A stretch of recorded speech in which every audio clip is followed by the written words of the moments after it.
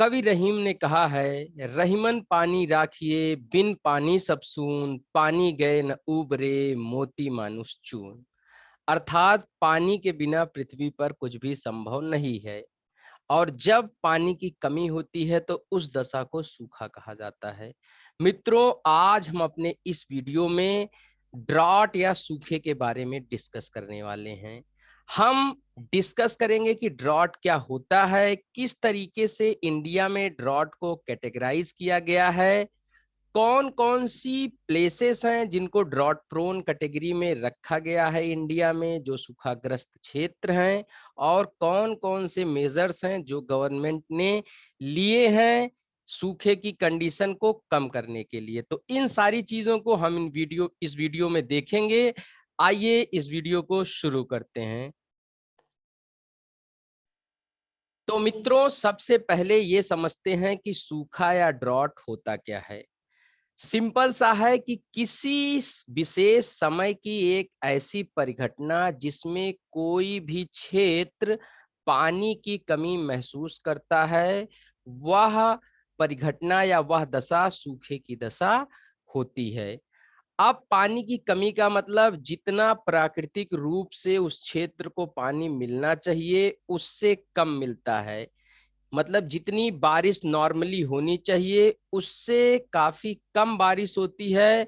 तो जब normal precipitation से कम प्रेसिपिटेशन हुई तो वो रीजन क्या हो गया? ड्रॉट का रीजन हो गया, सूखे का क्षेत्र हो गया। तो इस तरीके से जब पानी नॉर्मल से कम बरसता है किसी भी जगह पर तो वहां पर होता क्या है कि नदियां सूख जाती हैं, तालाब सूख जाते हैं, झीलें सूख जाती हैं, और ग्राउंड लेवल वाटर जो होता है या ग्राउंड वाटर टेबल जो होती है वो नीचे चली जाती है। और इस तरीके से ग्राउंड वाटर टेबल नीचे जाने से पीने का भी पानी उपलब्ध नहीं हो पाता है। पीने का पानी ही जब उपलब्ध नहीं है तो खेतों की सिंचाई और इन सब चीजों को करने के लिए, मतलब एग्रीकल्चर को करने के लिए पानी की उपलब्धता का सवाल ही नहीं उठता। तो इस प्रकार से यह एग्रीकल्चर को भी इम्पैक्ट करता है और नॉर्मल ह्यूमन लाइफ को भी इम्पैक्ट करता है। और इसके इम्पैक्ट से बहुत सारी हेल्थ प्रॉब्लम्स आने लगती हैं उस रीजन में रह रहे लोगों को। भूखमरी, गरीबी, जैव विविधता का loss means loss of biodiversity, और हाइडल पावर प्रोडक्शन, इन सारी चीजों में कमी आती है।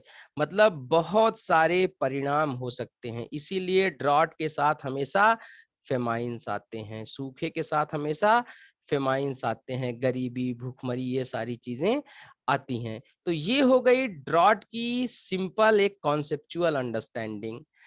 अब जब हम इंडिया की बात करें तो जो इंडिया का एग्रीकल्चरल डिपार्टमेंट है उसने ड्रॉट को तीन कैटेगरीज में क्लासिफाई किया है। मतलब कि तीन भागों में या तीन तरीके से विभाजित किया है कि ड्रॉट कौन कौन से होते हैं। कौन कौन से हैं वो यहाँ पर आप स्क्रीन पर देख सकते हैं। मेटेरियोलॉजिकल ड्रॉट, हाइड्रोलॉजिकल ड्रॉट, और उसके साथ साथ एग्रीकल्चरल ड्रॉट। मौसमी सूखा, और ये आपका हो गया जलीय सूखा, और ये कृषिय सूखा। तो ड्रॉट तीन तरीके के हैं, मेट्रियोलॉजिकल, हाइड्रोलॉजिकल और एग्रीकल्चरल ड्रॉट, और इनके तीनों के अपने क्राइटेरियाज हैं। तो आइए अब आगे हम वीडियो में देखते हैं कि किस तरीके से ये तीनों कैटेगराइज किए गए हैं और उनके क्या क्या इम्पैक्ट होते हैं। इंडिया में कौन कौन से रीजन्स हैं जो ड्रॉट प्रोन रीजन्स हैं। ड्रॉट के इम्पैक्ट बहुत ही डेंजरस होते हैं, जैसे कि आप यहाँ पिक्चर भी जो साथ में दी गई है देख सकते हैं कि पानी की कमी के कारण से किस तरीके से यहाँ पर एनिमल्स जो हैं या तो डेड हो गए हैं या तो बेहोश जैसे पड़े हुए हैं। तो पानी की कमी आदमी को, जानवर को, जैव विविधता को, सबको झकझोर देती है। तो इस वीडियो में हम ड्रॉट को डिटेल में डिस्कस करेंगे। आइए आगे देखते हैं। तो मित्रों, ड्रॉट का सबसे पहला टाइप है मेट्रोलॉजिकल ड्रॉट या मौसमी सूखा। अब इसमें जो इंडियन मेट्रोलॉजिकल डिपार्टमेंट है उसने कहा क्या कि अगर किसी भी रीजन में नॉर्मल रेनफॉल से 75% कम रेनफॉल होता है तो वहां पर मौसमी सूखा या मेट्रोलॉजिकल ड्रॉट होगा। मतलब कि अगर किसी रीजन में 100 सेंटीमीटर एवरेज एनुअल रेनफॉल है और रेनफॉल 100 सेंटीमीटर ना होकर के सिर्फ 25 सेंटीमीटर या उससे भी कम होती है, तो उस रीजन को मेट्रोलॉजिकल ड्रॉट की कैटेगरी में डाल दिया जाएगा। इंडिया का एवरेज एनुअल प्रेसिपिटेशन जो है वो 118 सेंटीमीटर है। मतलब इंडिया के अगर किसी भी भाग में 30 सेंटीमीटर या 40 सेंटीमीटर के अराउंड एवरेज एनुअल रेनफॉल हो, तो इसका मतलब वो रीजन ड्रॉट प्रोन रीजन है, क्योंकि एवरेज से ये काफी कम है। तो इस तरीके से ये हो गया मेट्रोलॉजिकल ड्रॉट। अब दूसरी जो कैटेगरी है, आइए उसको देखते हैं। तो दोस्तों दूसरा जो ड्रॉट है वो है हाइड्रोलॉजिकल ड्रॉट या जलीय सूखा। जलीय सूखे की स्थिति वो होती है कि जब किसी भी जगह पर पानी की भारी मात्रा में कमी हो जाए, रिडक्शन इन वाटर हो जाए। अब इसमें रिडक्शन जो हो सकता है वो दो तरीके का हो सकता है। एक सरफेस वाटर रिडक्शन हो सकता है, मतलब खाली पृथ्वी की ऊपरी सतह पर पानी की कमी हो जाए, पानी सारा सूख जाए, इवेपोरेट होकर के ऊपर चला जाए, तो जमीन इस तरह से कट फट जाए। तो इस कंडीशन में जो ड्रॉट होगा उसको सरफेस वाटर ड्रॉट कहा जाता है। सिर्फ इसमें सरफेस सूखती है, मतलब नदियां, झील, तालाब, जो भी रिजर्वायर्स होते हैं वाटर के, वो सब क्या होते हैं, सूख जाते हैं और मिट्टी इस तरीके से फट जाती है उनकी सतह पर। उसके बाद दूसरा होता है ग्राउंड वाटर ड्रॉट। जब ग्राउंड वाटर लेवल धीरे धीरे पानी की कमी के कारण से नीचे चला जाता है, तो वो हो जाएगा आपका ग्राउंड वाटर ड्रॉट। तो जब कुल मिलाकर के बताने का पॉइंट यही है कि जब पानी की कमी हो जाए किसी जगह, सरफेस वाटर और अंडरग्राउंड वाटर दोनों की, तो इस तरीके के ड्रॉट को जलीय ड्रॉट की कैटेगरी में रखा हुआ है, या जलीय सूखे की कैटेगरी में, या हाइड्रोलॉजिकल ड्रॉट की कैटेगरी में रखा हुआ है इंडियन मेट्रोलॉजिकल डिपार्टमेंट ने। तो मित्रों ये हो गया जलीय। अब आइए देखते हैं कृषि सूखा क्या। तो मित्रों एग्रीकल्चरल ड्रॉट या कृषि सूखे का जो कॉन्सेप्ट है वो इतना सा है कि किसी भी जगह पर अगर मिट्टी में से मॉइस्चर कंटेंट खत्म हो जाए या इवेपरेट होकर के मिट्टी से वो हट जाए, जिसके कारण से मिट्टी में वाटर स्ट्रेस जैसी कंडीशन हो जाए और उसके कारण से जो भी फसलें हैं या पेड़ पौधे हैं वो सूखने लगें, तो इस गतिविधि को या इस प्रक्रिया को एग्रीकल्चरल ड्रॉट कहा जाएगा। इससे एग्रीकल्चरल प्रोडक्टिविटी पर बहुत ही ज्यादा असर पड़ता है। सॉइल का जो मॉइस्चर होता है वो हमेशा पौधों को पानी देने का काम करता है और जिससे क्रॉप्स जो होती हैं वो हेल्दी होती हैं। जब सॉइल में मॉइस्चर ही नहीं है, जैसे कि आप यहाँ नीचे पिक्चर में देख सकते हैं, तो मॉइस्चर ना होने से सॉइल क्या होगी, सूख जाएगी। ऐसे मिट्टी में दरारें पड़ जाएंगी और जो भी फसल खेत में रहेगी वो सूख जाएगी, क्रॉप प्रोडक्शन बहुत प्रभावित होगा। तो इस तरीके का जो ड्रॉट होगा वो एग्रीकल्चरल ड्रॉट की कैटेगरी में आता है। इससे किसानों को बहुत नुकसान होता है। आपने सुना होगा कई साल ऐसा होता है कि किसान फसल बर्बाद हो जाने के कारण से, सूखा पड़ने के कारण से आत्महत्या कर लेते हैं। तो ये सारी चीजें उनको विवश कर देती हैं, वो क्या करें। तो इस तरीके से ये जो ड्रॉट है ये एग्रीकल्चरल ड्रॉट की कैटेगरी में आता है। तो मैंने आपको बता दिए कि किस प्रकार से 3 तरीके के ड्रॉट हैं। अब आइए देखते हैं कि इंडिया में कौन कौन से रीजन हैं जो ड्रॉट प्रोन रीजन्स हैं। तो नॉर्मल सी बात है, ड्रॉट प्रोन रीजन या तो डेजर्ट रीजन होंगे या तो सेमी एरिड रीजन होंगे। तो वो जो डेजर्ट या मरुस्थलीय क्षेत्र हैं या जो अर्धशुष्क क्षेत्र हैं वो कौन कौन से हैं, उनको हम लोग मैप पर देखते हैं। तो मित्रों अब यहाँ पर आप इंडिया के मैप में देख सकते हैं कि वेस्टर्न साइड में, इंडिया के वेस्टर्न साइड में जो ड्रॉट वाले रीजन्स हैं वो ज्यादा हैं। कुछ रीजन्स ऐसे हैं जो एरिड हैं या पूरी तरीके से शुष्क हैं या मरुस्थलीय क्षेत्र हैं, और उनसे सटे हुए क्षेत्र कैसे हैं, अर्धशुष्क या सेमी एरिड क्षेत्र हैं। तो मित्रों, इनको ध्यान में रखना बहुत ही आवश्यक है। अब यहाँ पर आप देख सकते हैं लिस्ट बनी हुई है इमेज के साथ ही, कौन कौन से रीजन हैं, जैसे आपका वेस्टर्न एमपी हो गया, पश्चिमी एमपी यहाँ पर आप देख सकते हैं, उसके साथ साउथ वेस्ट यूपी हो गया, पंजाब हो गया, हरियाणा हो गया। ये सारे कुछ ऐसे स्टेट्स हैं जहां पर ड्रॉट की कंडीशंस हैं। इनमें से ये सारे जो स्टेट्स हैं, ये कैसे हैं, सेमी एरिड वाले ज्यादातर हैं। कंप्लीटली एरिड आप देखेंगे स्टेट्स को तो यहाँ पर राजस्थान जो है वो कैसा स्टेट है, वो एरिड या शुष्क तरीके का क्षेत्र है। इनमें से पश्चिमी राजस्थान तो पूरी तरीके से मरुस्थलीय है या डेजर्ट रीजन है। उसके साथ ही कच्छ से अटैच्ड या आप कह सकते हैं वेस्टर्न गुजरात का भी जो आपका रीजन है, ये भी पूरी तरीके से शुष्क क्षेत्र है या सूखा हुआ क्षेत्र है या ड्रॉट एरिया है, कंप्लीटली ड्रॉट, जहां पर क्रोनिक ड्रॉट्स आते हैं हर साल। कुल मिलाकर के इंडिया का 0.6 million square kilometre area desert और सेमी डेजर्ट रीजन में आता है।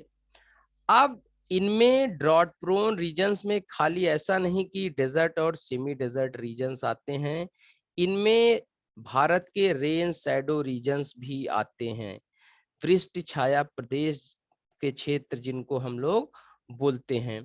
अब वो कौन कौन से रीजन हैं, आप देखेंगे यहाँ पर माउंटेन्स हैं जिनको हम लोग बोलते हैं वेस्टर्न घाट माउंटेन्स, और वेस्टर्न घाट माउंटेन्स के ईस्टर्न साइड का जो रीजन है, यहाँ पर बारिश कम होती है क्योंकि ये माउंटेन्स एक बैरियर की तरह काम करते हैं।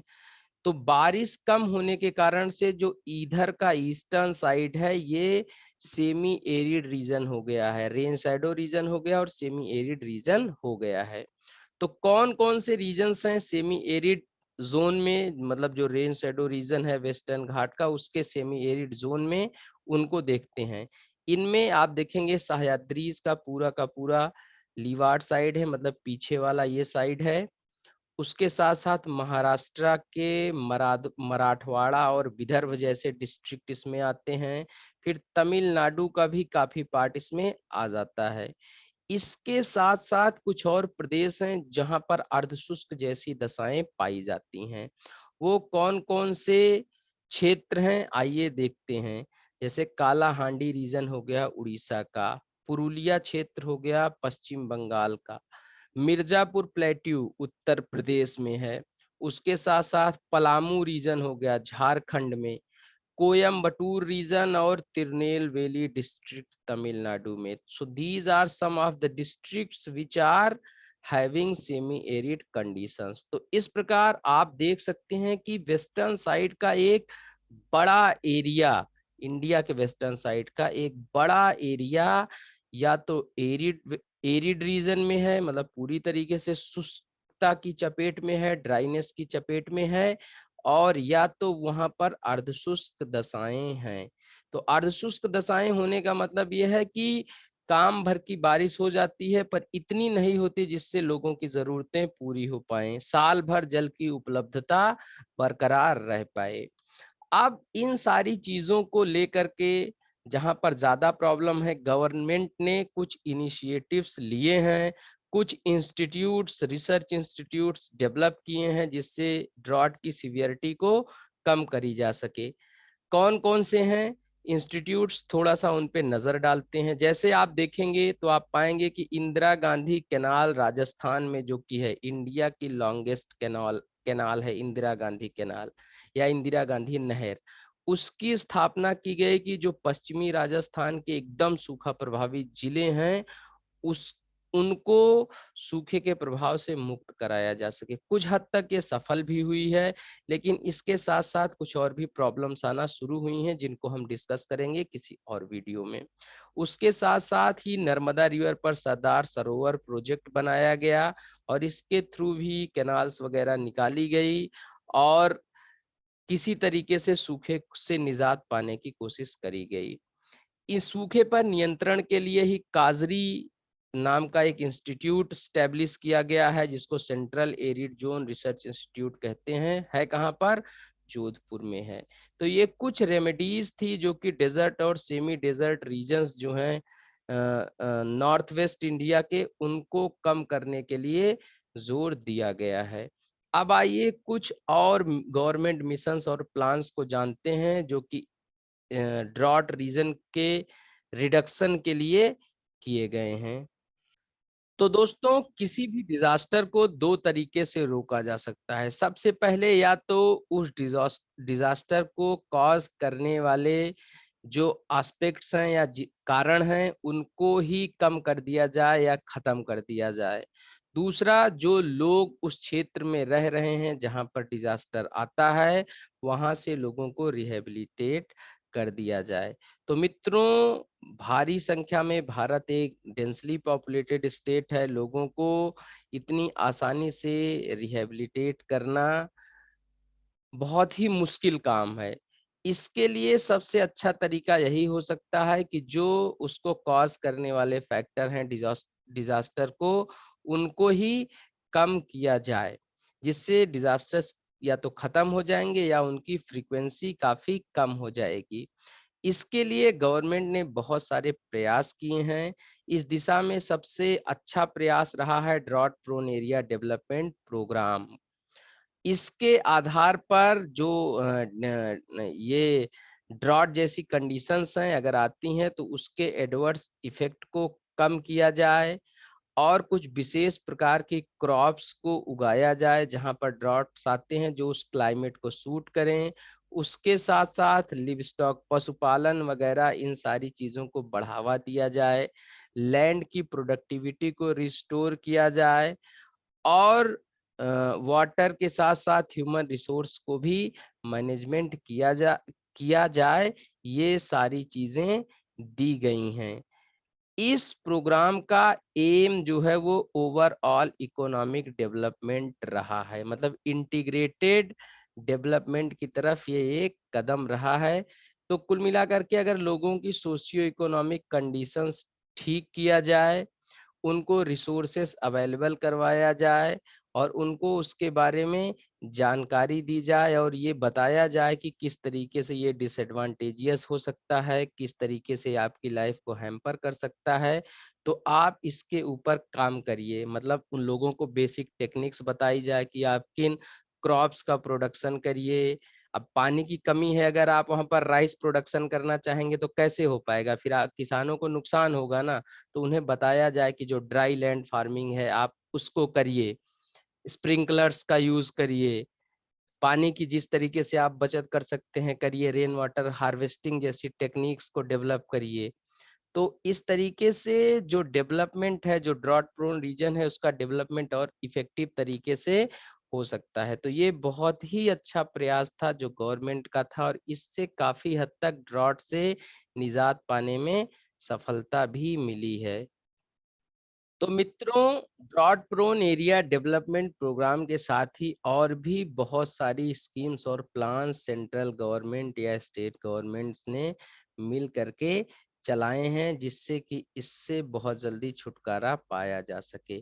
कुछ प्रोग्राम्स की लिस्ट यहाँ पर दी हुई है, बाकी और भी बहुत सारे प्रोग्राम हैं जो कि यहाँ पर नहीं दिए हो सकते हैं। स्टेट वाइज भी अलग अलग प्रोग्राम है। अगर आप किसी स्पेशल स्टेट के बारे में पढ़ना चाहते हैं तो आप उस स्टेट के डिपार्टमेंट में, एग्रीकल्चरल डिपार्टमेंट में या और भी जगह पर वाटर रिसोर्स या नेचुरल रिसोर्स मैनेजमेंट जहाँ पर इसकी इंफॉर्मेशंस मिलती हैं, वहाँ पर जा करके जानकारी प्राप्त कर सकते हैं। तो उनमें से कुछ यहाँ पर जो हैं उनमें यहाँ पर दी हुई हैं, आप देख सकते हैं। तो जैसे Mahatma Gandhi national rural employment guarantee scheme या नरेगा जिसको हम सिंपली बोलते हैं, ये भी इसी तरीके से रिसोर्स मैनेजमेंट की दिशा में किया गया एक प्रयास था। इसके साथ ही integrated watershed management program चला और उसके साथ ही ड्रॉट प्रोन एरिया प्रोग्राम जो बाद में ही वही जाकर के drought prone area development program हुआ, उसी का reformed form national rural drinking water program बहुत इंपॉर्टेंट है, याद रखिएगा। ये भी इसी तरीके से प्रोग्राम था जिसमें ड्रिंकिंग वाटर की अवेलेबिलिटी इंश्योर कराई गई सभी गांव में। सरकारी हैंडपंप्स दिए गए लोगों के घरों तक कि जिससे उनको स्वच्छ पानी हर मौसम में मिल सके। स्वर्ण जयंती ग्रामीण स्वरोजगार योजना, SGSY, राष्ट्रीय कृषि विकास योजना, इन सारी योजनाओं को लॉन्च किया गया कि लोगों को इजीली वाटर की अवेलेबिलिटी हो, वो किसी भी तरीके से मेट्रोलॉजिकल, हाइड्रोलॉजिकल, एग्रीकल्चरल ड्रॉट को फेस कर पाएँ और उससे जल्दी से जल्दी निजात पाएँ। तो मित्रों, ये सारे प्रोग्राम बहुत इम्पोर्टेंट हैं, याद रखिएगा। यूपीएससी में, नेट के एग्जाम में इनसे लगातार क्वेश्चन आते हैं। इसके साथ ही नेशनल वाटर से डेवलपमेंट प्रोग्राम भी चलाया गया। अब ये प्रोग्राम भी काफी सक्सेसफुल रहा, कुछ जगह पर कुछ कंटेंशंस भी आए, लेकिन फिर भी इससे काफी लोगों को लाभ मिला। एक नया रिवर लिंकिंग प्रोजेक्ट आया और इसमें क्या किया गया कि कई सारी रिवर्स जिनका बारिश के मौसम में वाटर लेवल बढ़ जाता है, उसके पानी को डाइवर्ट करवा करके ड्रॉट प्रोन रीजन्स में भेजी जाने की बात कही गई। तो दोस्तों, ये प्लान तो बहुत ही अच्छा था, लेकिन इससे क्या हुआ, रिवर का जो नेचुरल पाथवे था वो थोड़ा सा डिस्टर्ब हुआ, जिसके कारण से ऐसा कुछ लोगों ने कहा, कुछ एनालिस्ट ने कहा कि नई त्रासदी आ सकती है इन सारी चीजों से। फिलहाल इसकी दिशा में अभी भी प्रयास लगातार जारी है। केन बेतवा लिंक प्रोजेक्ट के बारे में आपने पढ़ा ही होगा, नहीं पढ़ा तो जरूर जा कर के पढ़िएगा और उम्मीद करता हूँ आपको काफी नई चीजें देखने, समझने, सुनने और सीखने को मिलेंगी। तो इस तरीके से बहुत सारी रिवर्स को आपस में कनेक्ट कराने की एक स्कीम है। अभी ये कितनी सफल हुई है, नहीं सफल हुई है, ये मैं आप पे छोड़ता हूँ। आप इसको पढ़िए और मुझे कमेंट बॉक्स में कमेंट करके बताइए। मिलते हैं फिर किसी अगले वीडियो में। आज के लिए फिलहाल इतना ही। बने रहिए मेरे चैनल अविरल धारा के साथ। और हाँ, मेरे वीडियोस अगर आपको इन्फॉर्मेटिव लगते हैं, सही लगते हैं, तो लाइक शेयर करिए, चैनल को सब्सक्राइब करिए। डिजास्टर मैनेजमेंट हमेशा ही एग्जाम का बहुत महत्वपूर्ण पार्ट रहा है